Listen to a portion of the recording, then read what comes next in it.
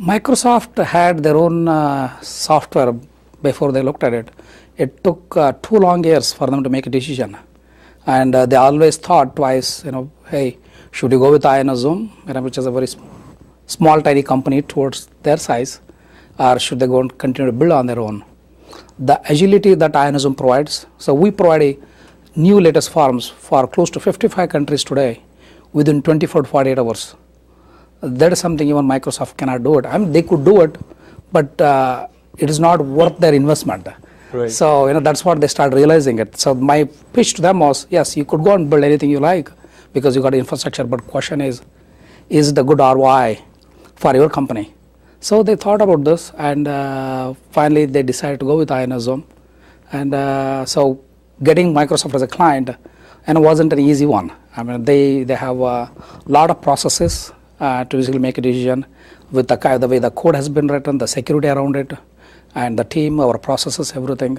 So we passed everything in flying colors. Right? It is a great accomplishment for me and the company and the entire team. Wonderful, and we would say that it's an sort of achievement for us also, because when you go and look at the website of INSZoom, you won't realize that there is somebody who is from this ethnic background sitting behind all these wonderful, impressive services being offered.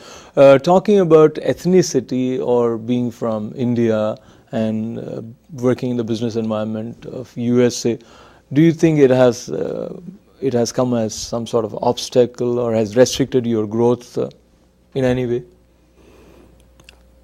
I don't know whether that has restricted our growth, but it has been, when we started trying to push our product in our first customer base or market base was American Immigration Lawyers Association. So when we walked in there, we knew nobody. So it is just me and Raj who used to have a small booth and would sit and try to do it, and we did try to figure out how we're going to crack in there. So we did have, sign up some clients, and they basically liked our product. And in the first conference when we presented our product, and people came by, it is very hard to believe for many people. People were standing in line to take a demo of our product. Wow! I mean, it is me and Raj were just sitting there. And we were just showing, we were very excited. We thought, man, this is going to work. So, but before that, we already had a few clients. It is not that when we were in the conference, there is nobody. But we could feel that, hey, our idea, what we have, it's going to work. And after a year, we saw that there were 14 other companies who were doing exactly what we were doing. So, with all of this, we stood ahead. The reason is, one is we got a great product. We provide a great customer service. I think these two are what has helped INSZoom to grow. So without any endorsement from any of the big firms or any other celebrities or whatever it is, we could make it to grow just on these two strands. Wonderful. My guest today is Umesh Vaidyamath, CEO of INSZoom, and he has recently been recognized for his success as top 50 Asian business owners. Having received this award, what does it mean to you? I think it feels great to have that award. And one who have worked all this hard this many years, and getting an award like this, it makes us me proud, and my team proud, and also many of our clients felt very proud. And I was in ILA conference.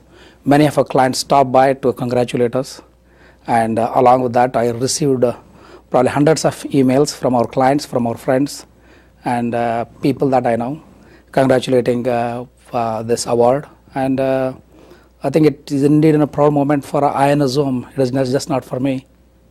Very nice. And continuing with what you said, friends stopped by. ITV also has requested you to stop by Yes. to receive our compliments and congratulations. And talking about the way you are providing your services, you have claimed, and of course it is there, that within 24 hours the forms are updated. And this, we are not talking about one country, probably we are talking about 50 countries? 55 countries. 55 countries. So how do you manage that? We have a team of engineers, and there is a team of 8 people. That's what they do. Their job is to scan around the world on the different websites and make sure that the forms are up to date, And also we do have many law firms that work with us and corporations that work with us in other countries and as well as United States. And if anything is going to change, even we get notified through them. So it is, we work with our clients and we work proactively, and with both us working together, we make it happen. Usually when you talk about the traditional business setup, then you go and there's a large factory or there's a big establishment, and then you show people with pride that, oh, this is what we have. In the case of internet world, where you start as a startup in a small place and then you grow very big, but still you don't have to grow in terms of visibility of the place to that extent. So talking about the measurements of success for you, whatever figures you want to share with our viewers, like you started with this investment and now your turnover is this much, or anything like that? We are a privately held company. We don't disclose our figures yet. But as far the investment goes, we had almost no investment. It was started in my house, and when I was still working at one of the semiconductor company in Silicon Valley, and from there, we have built, and we have no debts, and we have been profit making for last 5 years. So that's very interesting. He's not going to share his profits with us, of course, but he's not even sharing the information about the amount of profit, which is also interesting. But you have been instrumental in spreading the awareness. You probably were also the first one to host the Immigration and Global Mobility Conference in Bangalore. Now, how that idea came to you and how it helped, do you think? In the United States, companies have, to a certain extent, have a maturity with immigration, and also there are law firms here which help corporations. Whereas in India, India is going through a rapid growth phase, and many of the Indians who work in India, and they have to go on projects around the world, and the immigration team within Indian corporations are not well educated with respect to immigration.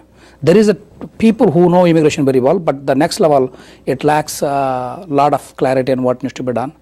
And there are certain companies that I have met, and the vice presidents in those companies, they know immigration really, really well and what needs to be done. I'm not about the immigration law.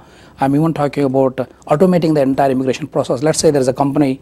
I've met many companies in India. They're growing every 100% every year. So if there is a company with 3,000 employees this year, next year there are going to be 6,000. So in the 3,000 employees, 1/3 of their workforce, the rule of thumb in most of the Indian IT companies, is going to be worldwide. So 1/3 of their workforce is not going to be in India. They are working at their client site all over the world. So to be able to manage that kind of workforce, they need to have automated system. Yeah, if you have 300 employees, 500 employees, yeah, you could manage with Excel sheets, whatever it is.